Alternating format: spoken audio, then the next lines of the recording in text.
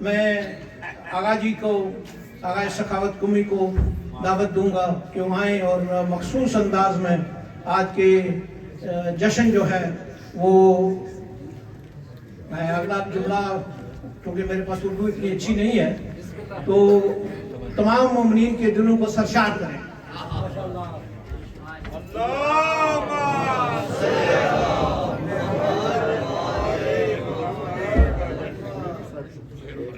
نعرہ تکبیر، اللہ اکبر، سے نعرہ تکبیر، اللہ اکبر، نعرہ رسالت، نعرہ رسالت، کل ایمان روح قرآن نعرہ حیدری،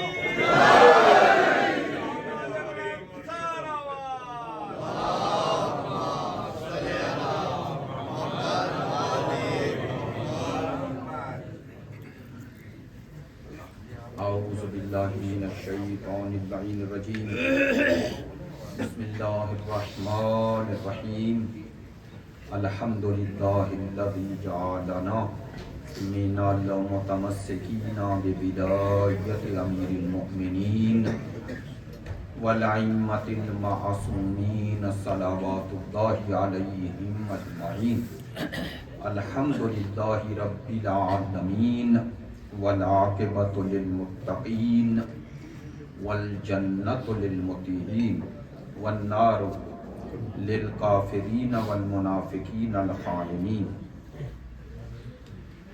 والصلاة والسلام علی رسولہ الکریم سیدنا و مولانا ابی القاسم محمد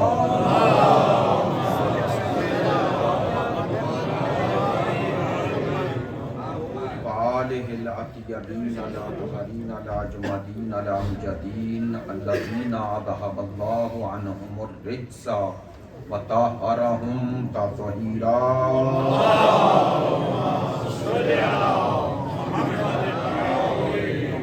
واللعنۃ الدائمۃ علی منکری فضائلہم وغاصبی حقوقہم من الآن إلى قیام یوم الدین، اما بعد فقد قال سبحانہ وتعالی فی کتابہ المجید، بسم اللہ الرحمن الرحیم، ونريد أن نمن على الذین استضعفوا في الأرض ونجعلهم أئمة ونجعلهم الوارثین، صدق اللہ العلی العظیم۔ ان اللہ وملائکتہ یصلون علی النبی یا ایہا الذین آمنوا صلوا علیہ وسلموا تسلیما۔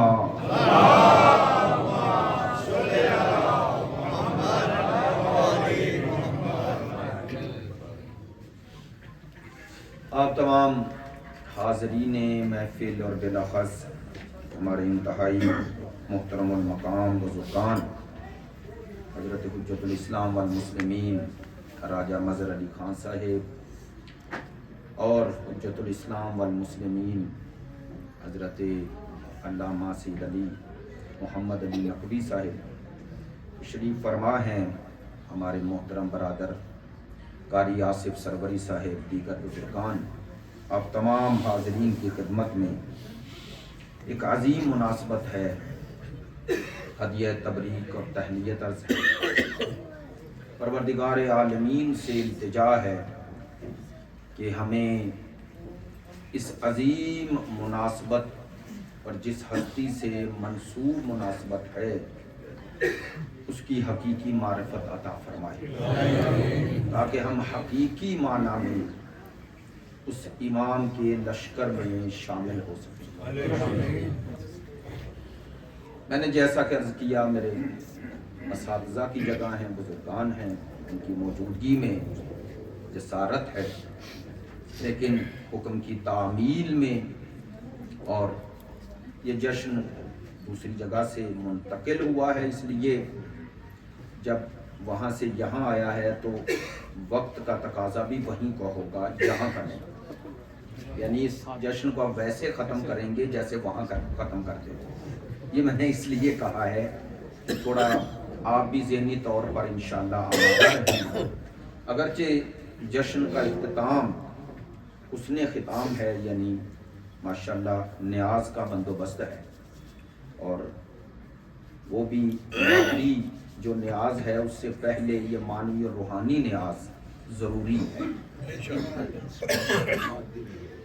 مادی بھی ضروری ہے لیکن اس سے زیادہ جو آخرت میں کام آئے گی، لیکن آپ درست فرما رہے ہیں کہ وہ نہ ہو۔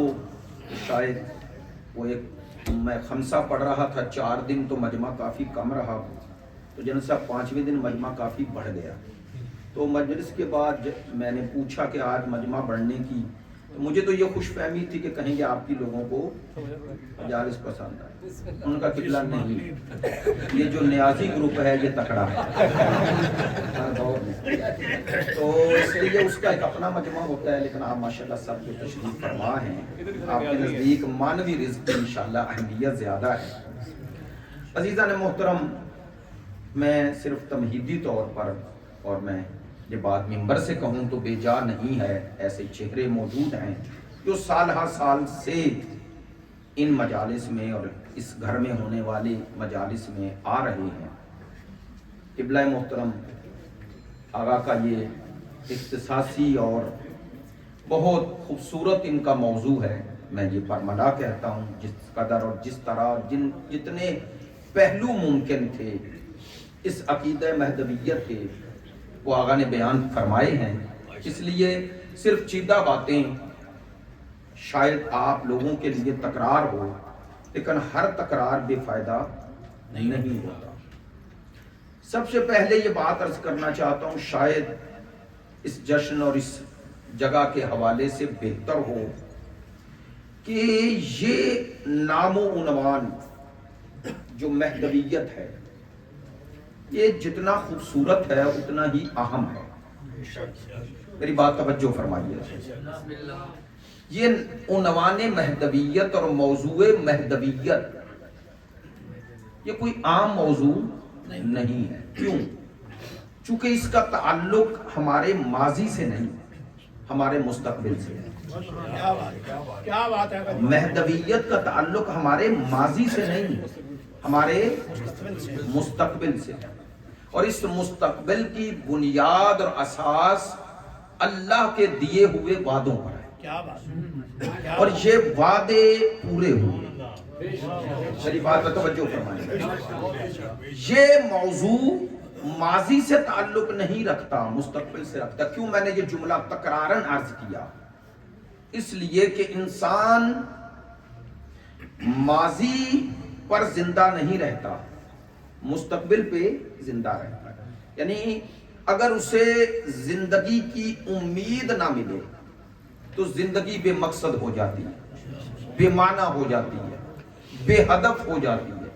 میری بات پہ توجہ فرمائیں گے، انسانی زندگی میں امید کا بہت بڑا کردار ہے، بلکہ قوموں کو، فرد سے نکل کر قوموں کو دیکھیں تو قوموں کی حیات کی بنیاد بھی امید پر ہے، اور یہ دنیا کے مستکبرین، ظالمین، فاسقین، فاسدین یہ انسانوں سے امید چھین لیتے ہیں۔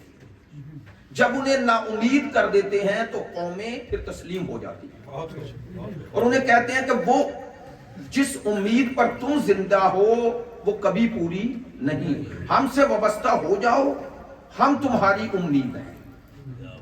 قوموں کی حیات میں امید کا بہت بڑا کردار ہوتا ہے، فرد ہو یا قوم ہو، معاشرہ ہو یا فرد ہو، اگر اس سے امید چھن جائے تو اس کی جد و جہد ختم ہو جاتی ہے۔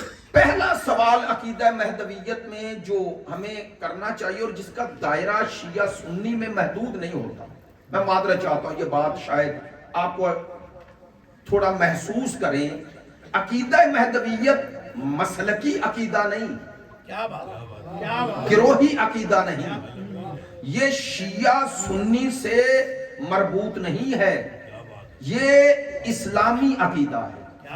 اور میں یہ کوئی ایسے بات خوش آمدن نہیں کہہ رہا، حقیقتاً ایسا ہے۔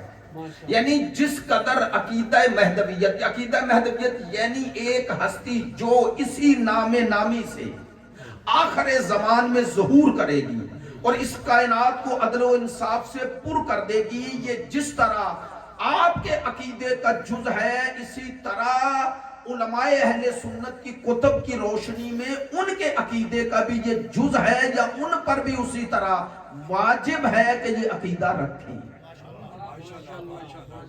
ان کی کتب میں یہ عقیدہ ایسے ہی صراحتاً اشارتاً نہیں کنایتاً نہیں صراحتاً موجود ہے. مثلا معتبر ترین کتاب بخاری شریف میں موجود ہے اور اسی طرح موجود ہے کہ سرکار نے فرمایا وہ کیسا وقت ہوگا اذا نزل ابن مریم وامامکم منکم کہ جب حضرت مریم کا بیٹا یعنی حضرت عیسیٰ نزول کریں گے. اور سرکار فرما رہے ہیں حضرت ابو ہریرہ سے روایت ہے فرمایا وہ کیسا وقت ہوگا جب ابن مریم نزول کریں گے لیکن جب وقت نماز آئے گا تو نماز عیسیٰ نہیں پڑھائیں گے اس امت میں وہ پڑھائے گا جو اس امت میں عدل و انصاف کو قائم کرے.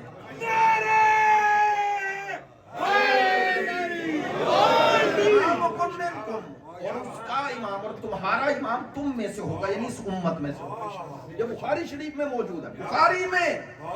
اور اس میں یہ اشارہ بھی موجود ہے کہ وہ امامت حضرت امام کروائیں گے امام زمان نہ عیسیٰ. تو خود یہ ایک سوال ہے کہ یہ عقیدہ اگر اس قدر یقینی نہ ہوتا تو سرکار دو عالم اس امام کے وجود ذیجود سے سینکڑوں سال پہلے صحابہ میں کھڑے ہو کر اس آنے والے کی خبر نہ دیتے. میری بات پر توجہ فرمائیے گا. جتنی احادیث عام فہم بات کر رہا ہوں لیکن ہے قابل غور. جتنی احادیث اہل سنت اور اہل تشیع نے سرکار سے نقل کی ہیں ان میں ایک سوال ہے سارے مسلمانوں سے کہ ان تمام روایات میں اس آنے والی ہستی کا نام عنوان حسب نسب سب کچھ موجود ہے. اس کے آنے کے بعد کیا ہوگا یہ تک موجود ہے. علامات ظہور موجود ہیں اور ان کی نشانیاں کیا ہے یہ موجود ہے. ان کا ظہور اور حضرت عیسیٰ کا نزول موجود ہے. اس کا معنی ہے کہ یہ عقیدہ اسلام کا اتنا قطعی عقیدہ تھا کہ سرکار دو عالم نے جیسے اپنی نبوت پہنچائی ہے ویسے امام زمان کے آنے کی خبر امت تک پہنچائی ہے.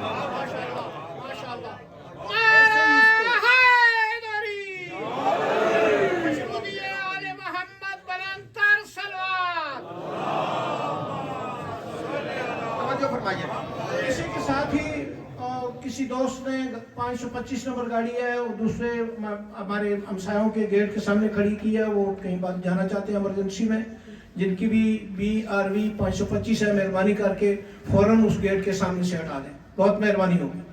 ایک سلوات پڑھیے بلند آواز.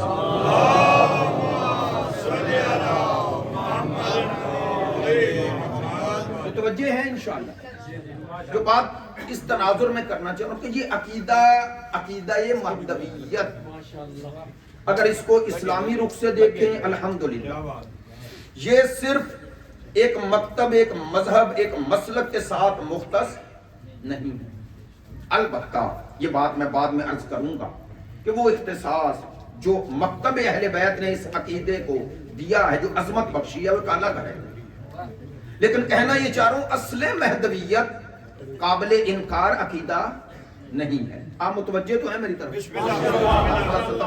توجہ فرمائیں جو بات کرنا چاہ رہا ہوں تاکہ بات مکمل ہو جائے اور انشاءاللہ پھر قبلہ محترم اس حوالے سے اور جہت آپ کے سامنے انشاءاللہ بیان فرمائیں.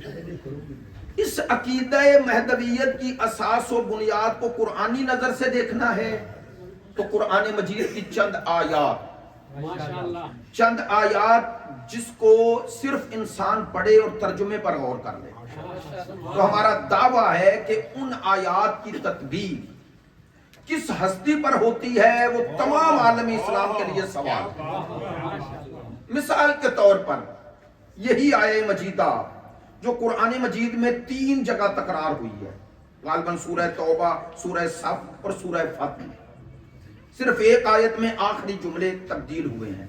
هو الذی ارسل رسولہ بالہدی والدین الحق.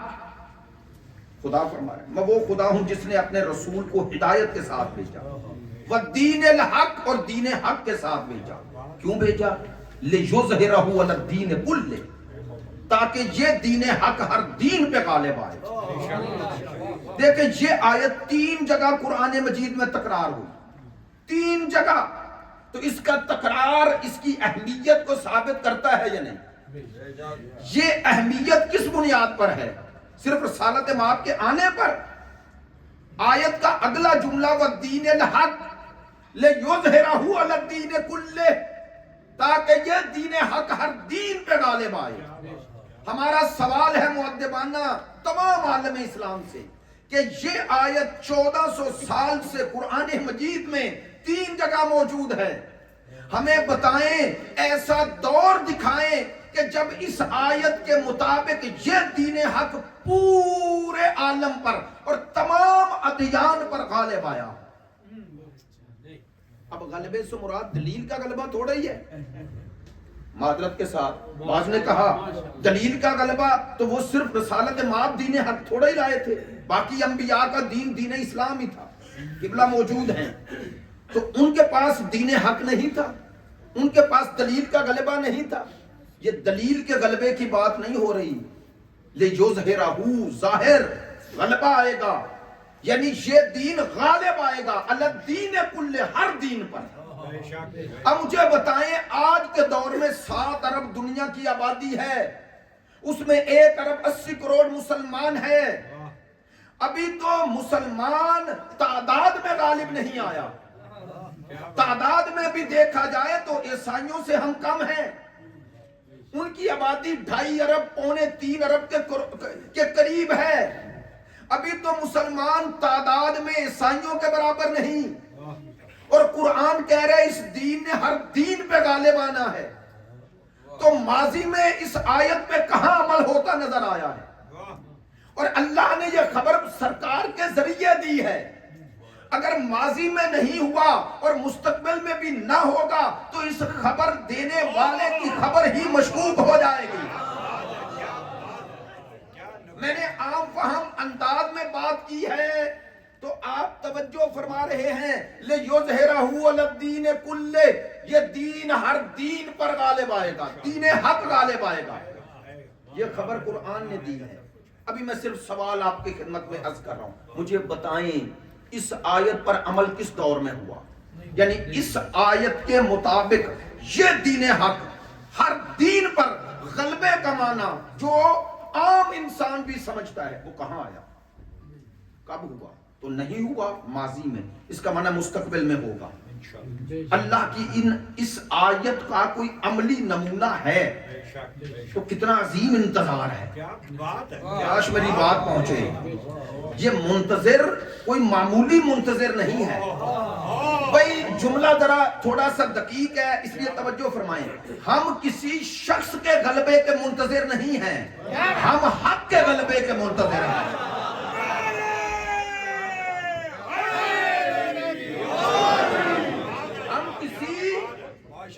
شخص کے غلبے کے منتظر نہیں، حق کے غلبے کے منتظر ہیں. اب آپ میں سے کوئی ممکن ہے سوچے کہ آپ نے امام زمان کا انکار یا تردید کی یا نہیں. میں نے کہا ہم حق کے غلبے کے منتظر ہیں اور اسی مجسم حق کا نام امام زمان ہے.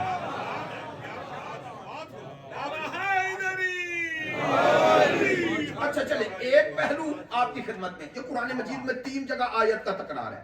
اب میری توجہ ہوئی ہے، ہمارے طلاب عزیز بھی موجود ہیں جامعۃ الولایہ سے تو وہ بھی اس حوالے سے پڑھتے بھی ہیں جانتے بھی ہیں. دوسری آیت سورہ حدید خدا فرماتا ہے لَقَدْ أَرْسَلْنَا رُسُلَنَا بِالْبَيِّنَاتِ وَأَنزَلْنَا مَعَهُمُ الْكِتَابَ وَالْمِيزَانَ لِيَقُومَ النَّاسُ بِالْقِسْطِ. اللہ سارے رسولوں کے آنے کا مقصد غرض و غایت بتا رہا ہے. میں نے رسول بھیجے روشن واضح نشانیوں کے ساتھ اور ان کے ساتھ کتاب اور میزان بھیجی. کیوں؟ لے یقوم الناس بالقسط، تاکہ وہ لوگوں کو نظام قسط پر عدل پر قائم کریں. میری بات پہ توجہ ہے؟ پہلی آیت میں فرمایا کہ یہ دین حق ہر دین پہ غالب آئے. سورہ حدید میں بتایا کہ تمام رسول اس لیے آئے کہ تمام انسانوں میں نظام عدل قائم ہو جائے. تیسری آیت وَلَقَدْ بَعَثْنَا فِي كُلِّ أُمَّةٍ رَسُولًا أَنِ اعْبُدُوا اللَّهَ. خدا فرماتے ہیں ہم نے ہر امت میں رسول بھیجا. کیوں؟ تاکہ وہ اللہ کی بندگی کو نافذ کریں تمام معنی میں. وَاجْتَنِبُوا الطَّاغُوتَ، اور انسانوں کو طاغوت کی بندگی سے نکال کر اللہ کا بندہ بنا دیں.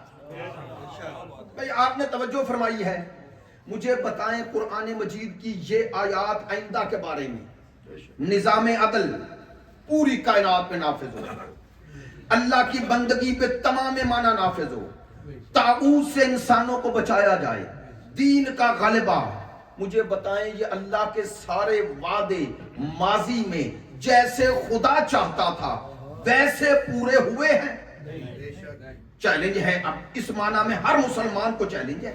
تاریخ اسلام سے ایسا دور دکھائیں، ادوار اسلام میں کوئی ایسا دور دکھائیں جب دین پوری آب و تاب کے ساتھ دین غالب آیا ہو، دین غالب آیا ہو، حق غالب آیا ہو، عدل و انصاف کا غلبہ ہوا ہو، طاغوت کو شکست تام ہوئی ہو، یزیدی اور شیطانی قوتیں ختم ہو گئی ہوں.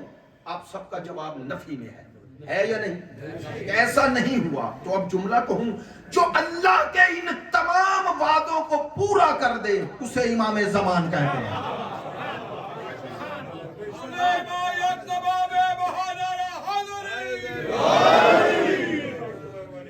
یہ انتظار کوئی معمولی انتظار ہے؟ یہ کوئی شخصی انتظار ہے؟ یہ کوئی عام انتظار ہے؟ اس انتظار کو افضل ترین عبادت کہا گیا. تو افضل عبادت کا معنی یہ ہے کہ یہ عمل بھی افضل ہے. یہ عمل کیوں افضل ہے؟ اس کا خلاصہ کروں تو ایسا ہے، یہ اس ہستی کا انتظار ہے جو اس کائنات میں آنے والے انبیاء، اولیاء، اوصیاء، مومنین، متقین، صالحین، مظلومین، مستضعفین کی امیدوں کو پورا کر کے طول تاریخ کے تمام مظلوموں، مستضعفین، صالحین، مومنین، متقین، انبیاء کی ان آرزوؤں کو عملی کر کے دکھائے گا.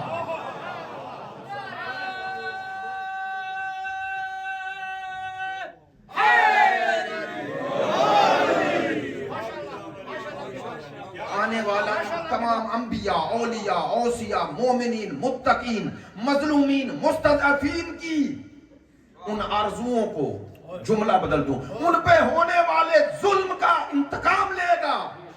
اب ایک جملہ کہہ رہا ہوں، وہ آنے والا ایک یزید سے انتقام نہیں لے گا، وہ ہر دور کے یزید سے انتقام لے گا.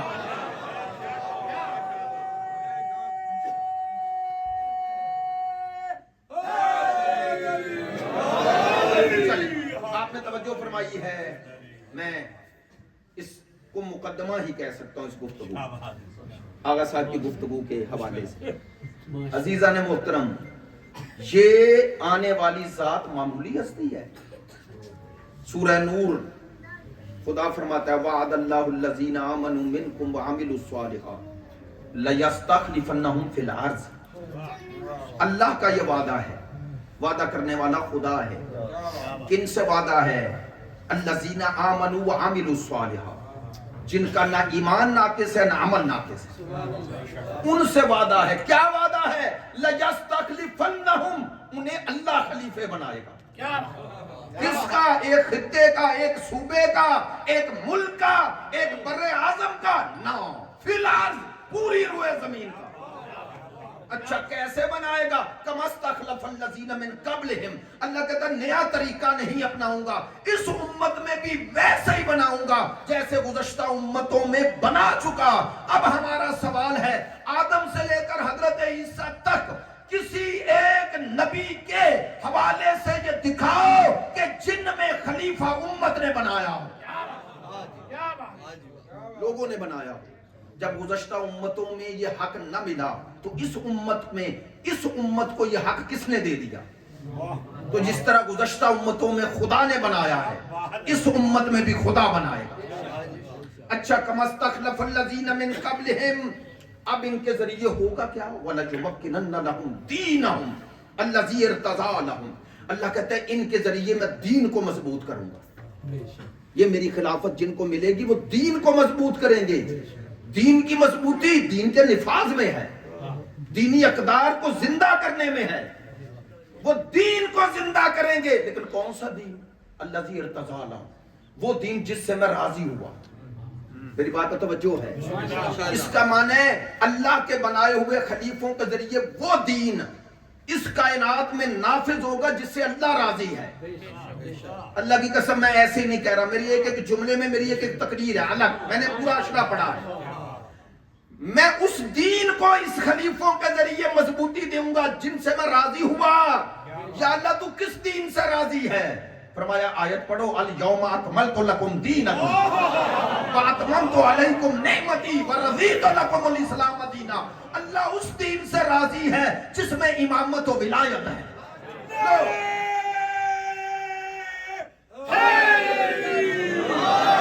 میں اس کا معنی ایسے کرتا ہوں، خدا کی قسم اللہ نے یہ طے کیا ہے کہ اس کائنات میں وہ دین مضبوط ہوگا، وہ دین کائنات میں غالب آئے گا جس دین سے اللہ راضی ہے. اور اللہ اس دین سے راضی ہے جس میں ولایت و امامت ہے. آسان کر دوں، خدا نے طے کیا ہے غدیر والوں کو غلبہ دوں گا، سقیفے والوں کو نہیں.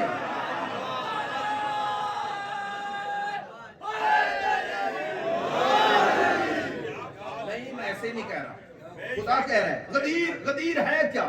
الیوم یئس الذین کفروا من دینکم. خدا نے غدیر میں اعلان کیا کافر تیرے دین سے نا امید ہو گیا. میرے ساتھ رہیے گا، کافر تیرے دین سے کب؟ الیوم، یہ غدیر کے دن، یہ روز ولایت، کافر تیرے دین سے نا امید ہو گیا. اس کا معنی ہے کہ جو دین کافر کو نا امید کر دے وہی حقیقی دین ہے. آج دنیا میں دیکھ لو آج کا کافر کن سے امیدوار ہے، کن سے نا امید ہے.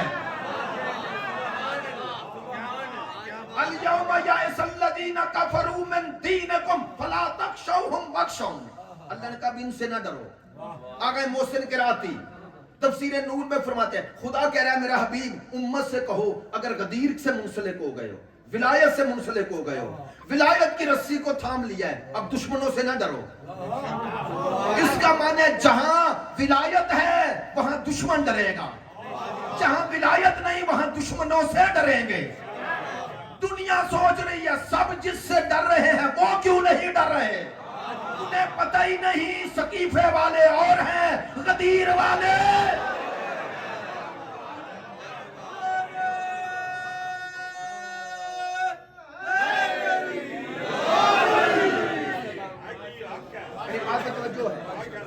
اور اب میں نے مہدویت سے کیسے جوڑا ہے توجہ فرمائیں.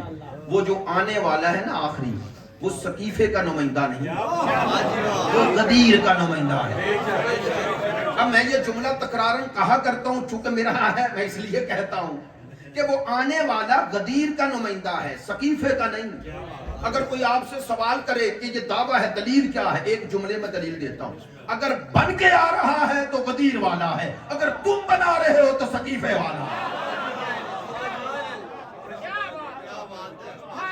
لو بھائی سارے مسلمانوں سے پوچھو جس امام کا آج تذکرہ ہے وہ بن کے آئے گا یا آ کے بنے گا؟ جس سے بھی جا کے پوچھو جسے واجبی معلومات ہے وہ امام مہدی کہے گا.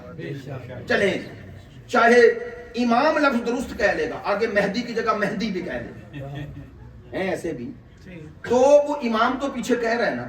وہ ڈاکٹر طاہر القادری صاحب کی کتاب ہے الامام المنتظر، ایسا ہی ہے نا. تو اس امام کے ساتھ تو لفظ امام ویسے ہی بولتے ہیں شیعہ ہو یا سنی. تو یہ جو لفظ امام بولتے ہیں اسے خود بنایا ہے امام یا آئے گا بن کے؟ بن کے آ رہے ہیں نا، بن کے آ رہے ہیں. تو کون بنا رہا ہے؟ اللہ بنا رہا ہے. عجیب ہے، آخری کو خدا بنائے اور پہلے کو خود بنا لو.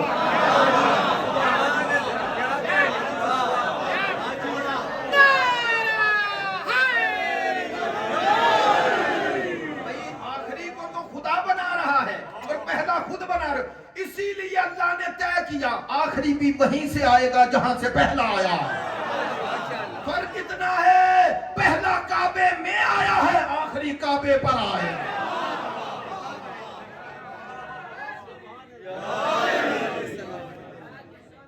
کعبے میں آیا وہ پہلا یا آخری کعبے پر آئے۔ اور کیسا اہتمام قدرت ہے، اہتمام قدرت۔ ادھر امام کا ظہور اور امام خاص جگہ پہ پہنچیں گے، اور ادھر حضرت عیسیٰ کا نزول۔ تو حضرت عیسیٰ کا نزول یہ ثابت کرے گا کہ یہ آنے والا صحیح امام ہے۔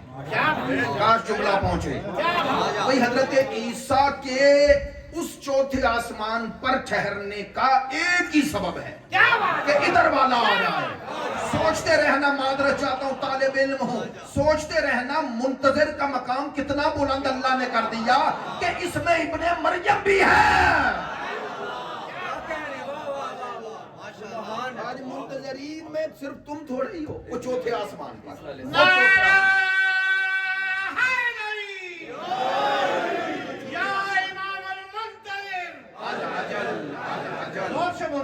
یا امام المنتظر، یا امام المنتظر،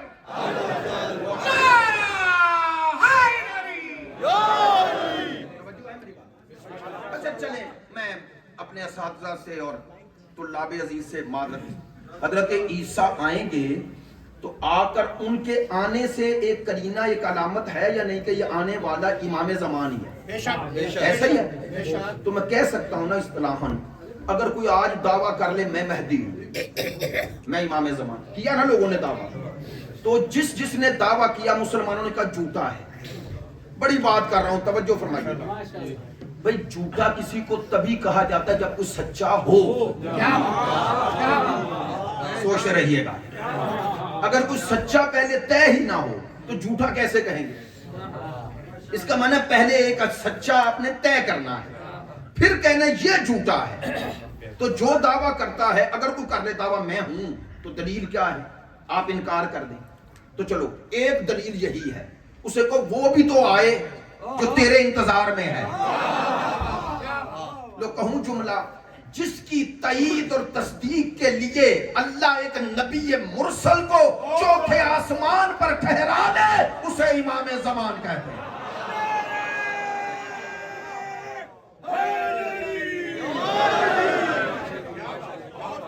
حضرت عیسیٰ علیہ السلام کے نزول میں کئی حکمتیں ہیں، ایک حکمت یہ بھی ہے کہ 2.5 ارب کی آبادی عیسائی، جب حضرت عیسیٰ علیہ السلام آ کے کہیں گے کہ میں عیسیٰ ہوں اور جو کچھ تمہیں آج تک عیسائیت کے نام پہ بتایا گیا وہ غلط ہے، وہ عام عیسائی حضرت عیسیٰ کی بات مانے گا، وہ ان پادریوں کی بات نہیں مانے گا۔ پھر حضرت عیسیٰ امام زمان کی تائید فرمائیں، تو ایک بہت بڑی اکثریت ان کی وجہ سے امام کے ساتھ ہو جائے گی۔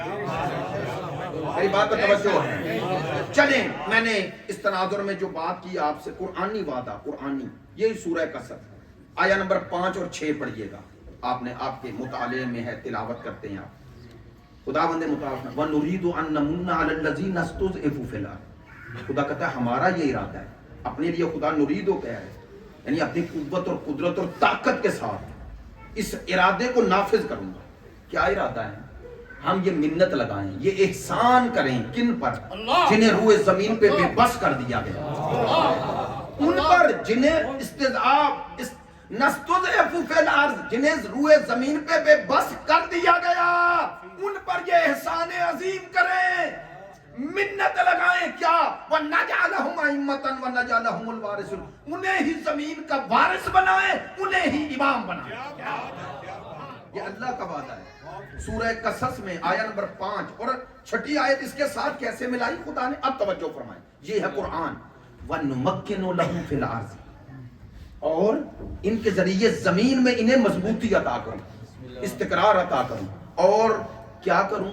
وَنُرِيَ فِرْعَوْنَ وَحَامَانَ وَجُنُودَهُمَا، اور میں دکھاؤں فرعون، حامان اور ان کے لشکروں کو۔ نہیں توجہ ہوئی، خدا کہتا ہے دکھاؤں، کن کو؟ فرعون، حامان اور ان کے لشکروں کو دکھاؤں۔ کیا دکھاؤں؟ جس سے وہ ڈرتے ہیں۔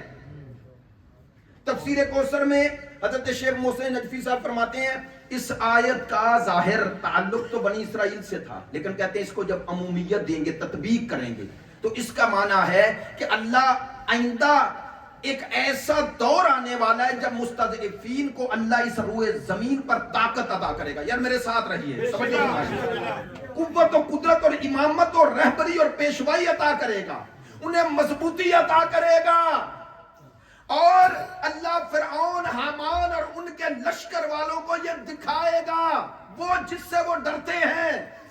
اس کا معنی خدا بتا رہا ہے کہ یہ فرعون، حامان اور اس کے لشکر ہر دور میں رہیں گے، اور انہیں ڈر ہے کہ یہ مستضعفین کی امامت نہ آ جائے۔ اب یہ آیت پڑھیں اور آج کے حالات پر نظر کریں، آپ کو پتا چل جائے گا آج کے فرعونوں کی بھی سب سے بڑی خواہش یہی ہے، سب رہ جائیں، یہ نہ رہیں۔ کون نہ رہیں؟ جن کے ہاتھ میں اسی منتقم آل محمد کا پرچم ہے۔ خدا کہتا ہے یہ چاہتے ہیں نہ رہیں، میں نے طے کر دیا ہے یہ رہیں گے بھی اور غالب بھی آئیں گے۔ یہ اللہ کا وعدہ ہے۔ ان اللہ کے وعدوں پر اگر کسی کا ایمان ہو، یقین ہو، وہ نا امید نہیں ہوتا، وہ مایوس نہیں ہوتا۔ اس امام کے انتظار کا یہی معنی ہے، انتظار یعنی استقبال، انتظار یعنی ہم مایوس نہیں ہیں، نا امید نہیں ہیں۔ مجھے وہ یہودی کا وہ مقالہ جس کا فارسی میں ترجمہ بھی ہوا، جس نے کہا کہ شیعہ ہر دور میں آگے کیوں بڑھا، سب سے زیادہ ظلم بھی وہ کہتے ہیں اسی پہ ہوا، تو وہ کہتے ہیں دو چیزیں تھی جو ہر دور میں اسے آگے بڑھاتی رہے اور یہ پھلتا پھولتا رہا۔ جملہ کہتا ہے شیعہ وہ پرندہ ہے جس کے دو پر ہیں، ان دو پروں کے ساتھ یہ پرواز کرتا ہے، وہ کہتا ہے یہ دو پر کاٹ دو۔ وہ اس لیے بیان نہیں کر رہا کہ انہیں اپنے بندوں کو سمجھانا چاہتا ہے کہ یہ دو کام کرو، کیا؟ وہ کہتا ہے دو کام ہیں، کسی قوم کو نا امید کرو، ایک دوسرا خوف زدہ کرو۔ کس سے؟ کہتا ہے موت سے ڈراؤ، وہ غلامی قبول کر لے گی۔ دوسرا نا امید کر دو، وہ غلامی قبول کر لے گی۔ کہتے ہیں شیعہ کی تعلیمات میں ان دونوں چیزوں کا حل دیا گیا ہے۔ کیسے؟ کہتے ہیں موت کا خوف دور کیا گیا ہے کربلا کے ذریعے، اور نا امیدی سے نکالا گیا ہے انتظار کے ذریعے۔ اب اسی کے جملے ہیں، وہ کہتے ہیں شیعہ کا ایک سرخ پر ہے، ایک سبز ہے۔ سرخ پر کا نام کربلا ہے، سبز پر کا نام انتظار ہے۔ کہتے ہیں یہ جو سرخ پر ہے جس کا نام کربلا ہے، یہ عزاداری کے ذریعے جب امام حسین اور ان کے اصحاب و انصار کے یہ واقعات سنتے ہیں تو کہتے ہیں لاشعوری طور پر ہر شیعہ کے ذہن میں یہ ڈال دیا جاتا ہے کہ کامیابی صرف ظاہری طور پہ غالبانہ نہیں ہے۔ یہ کربلا سمجھاتی ہے کہ عزت کے ساتھ جی نہ سکو تو عزت کے ساتھ مرو کیسے۔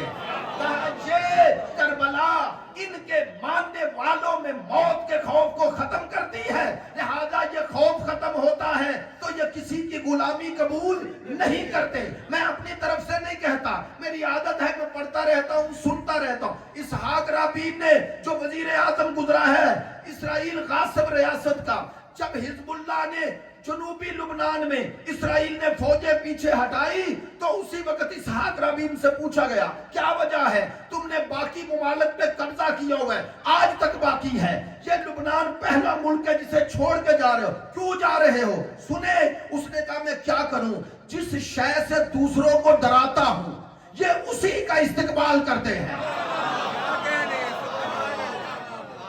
اسی کا استقبال کرتے ہیں۔ یہ دشمن کو بھی پتا ہے، وہ یہودی کہتا ہے ایک سرخ پر ہے جس کا نام کربلا ہے، ایک سبز پر ہے جس کا نام انتظار ہے۔ کیا کرتے ہیں یہ دونوں؟ کہتے ہیں یہ کربلا موت کا خوف ختم کرتی ہے، انتظار نا امیدی ختم کرتی ہے، اور انتظار کے نتیجے میں انہیں سمجھایا گیا ہے کہ جدوجہد کرو کرو، اگر تمہیں ظاہری کامیابی یہاں نہ بھی ملی اور تم دنیا سے چلے بھی گئے تو پریشان نہ ہونا، ایک آنے والا آ رہا ہے جو تمہاری جدوجہد جہد کو نتیجے پر بھی پہنچائے گا اور تمہیں زندہ کر کے تمہاری جد و جہد کا نتیجہ بھی دکھائے گا. یہ ہے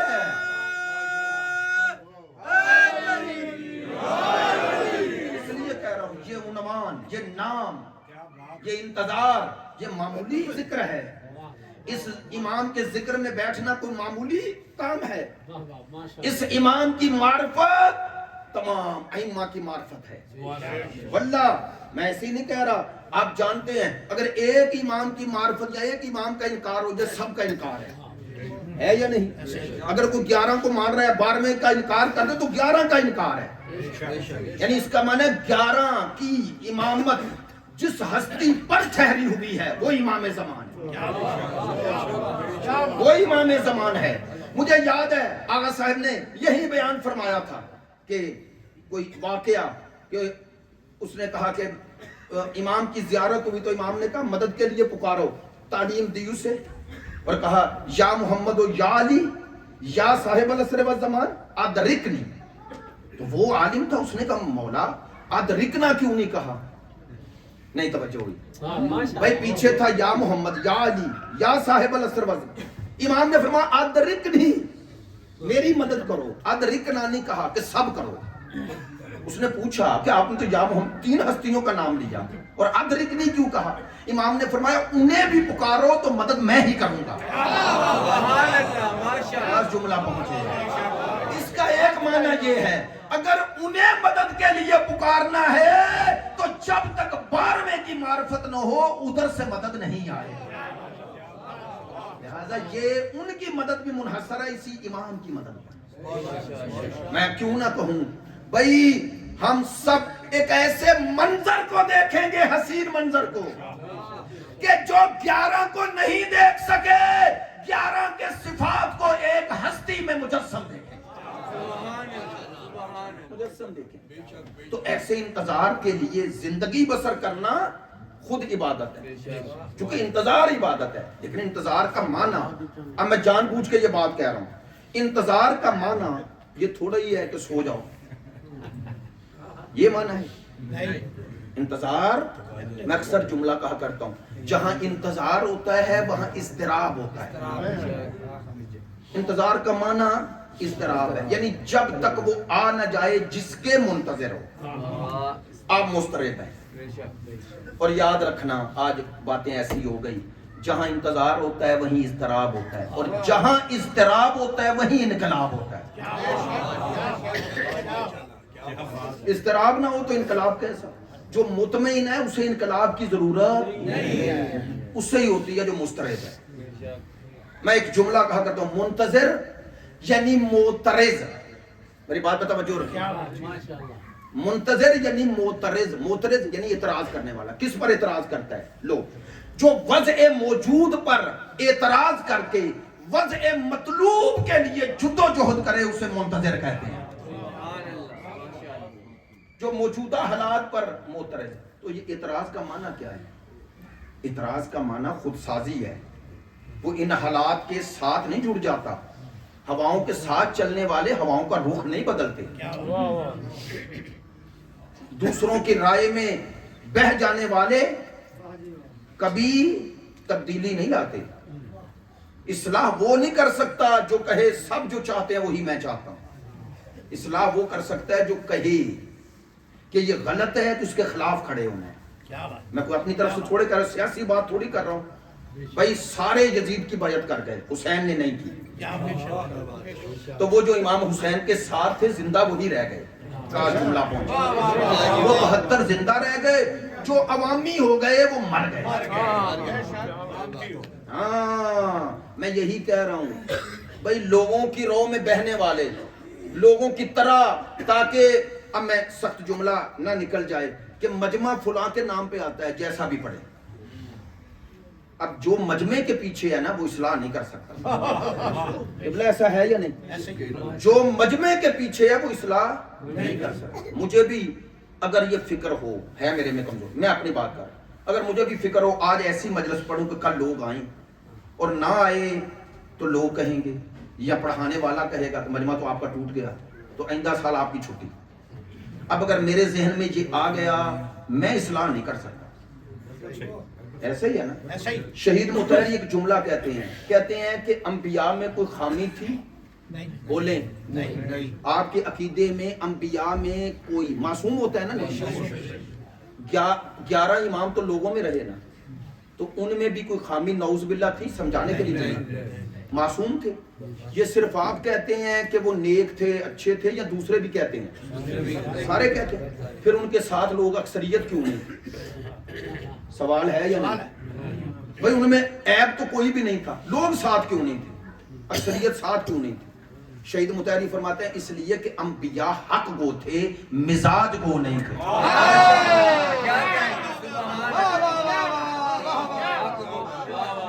فرماتے ہیں مزاج کوئی اور ہے, حق کوئی اور ہے.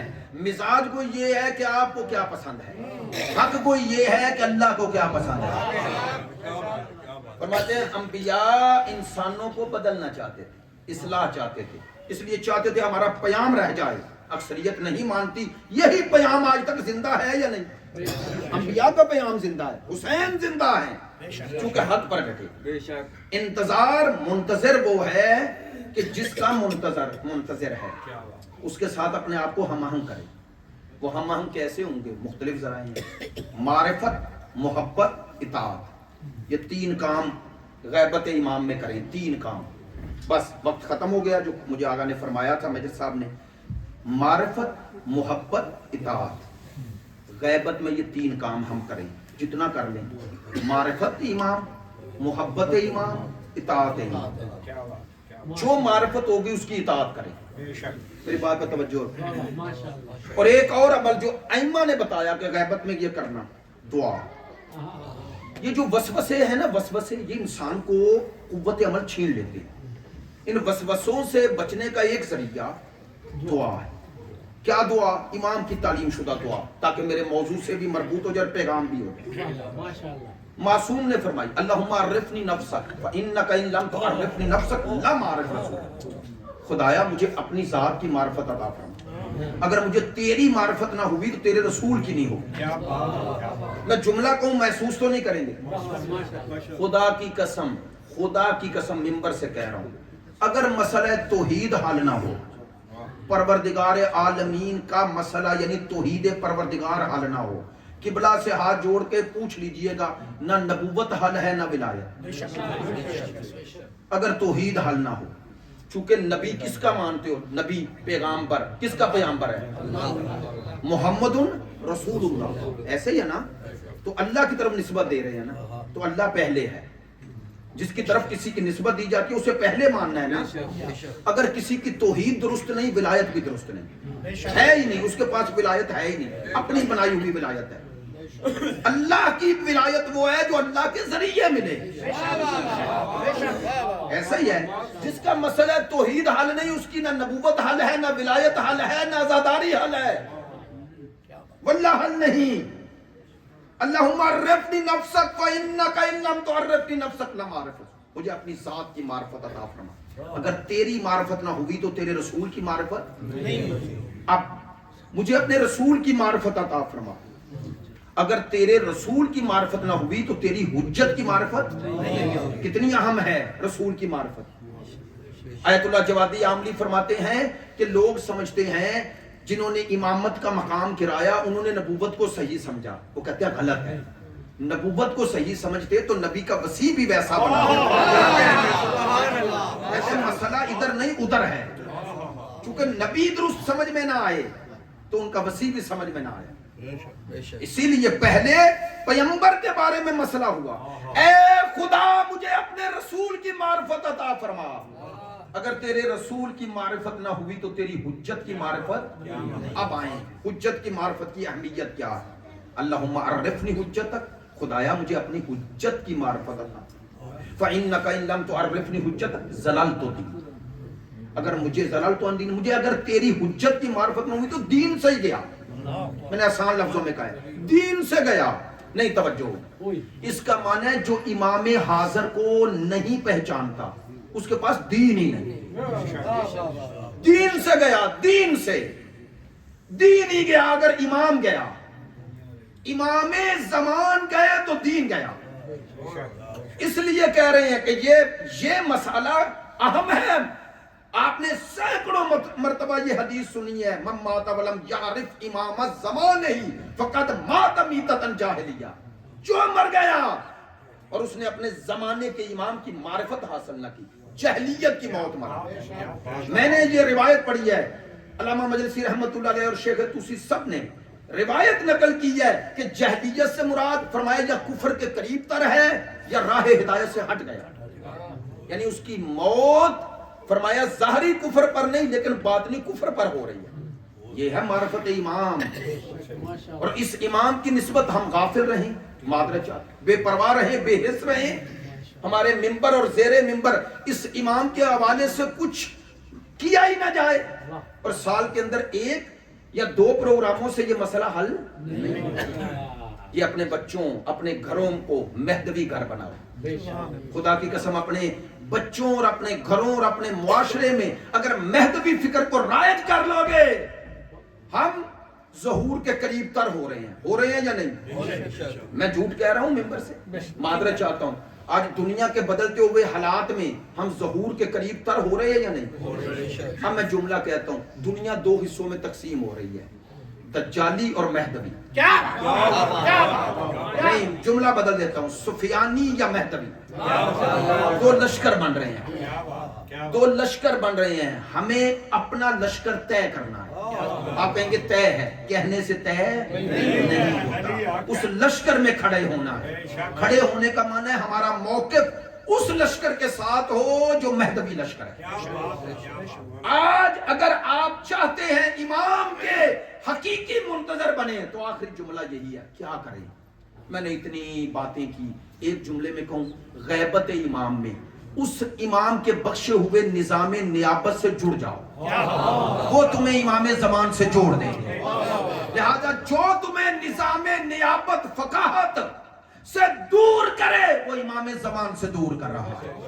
اچھا چلے تاکہ آگا کے لیے, قبلہ کے لیے آپ آمادہ بھی ہو جائیں. نعرہ تکبیر, بلند آواز سے, آج مجمع بہت زیادہ ہے اس لیے نعرہ تکبیر, نعرہ رسالت, نعرہ حیدری.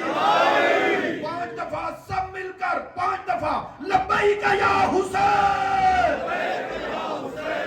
لبیک یا حسین, لبیک یا حسین, لبیک یا حسین, لبیک یا حسین. امام سے تجدید عہد کریں اور اس حق و باطل کی جنگ میں اپنی وابستگی اور اپنے محاذ کو جو ہمارے لیے اللہ نے واضح کیا ہے اس امام سے تجدید عہد کرتے ہوئے ہر کوئی یہ سوچ کر کہ میں امام کے سامنے ہوں اور امام کے حضور یہ اپنا تجدید عہد کر رہا ہوں. 5 دفعہ لبیک یا مہدی, لبیک یا مہدی, لبیک یا مہدی, لبیک یا مہدی, لبیک یا مہدی, لبیک یا مہدی, لبیک یا مہدی.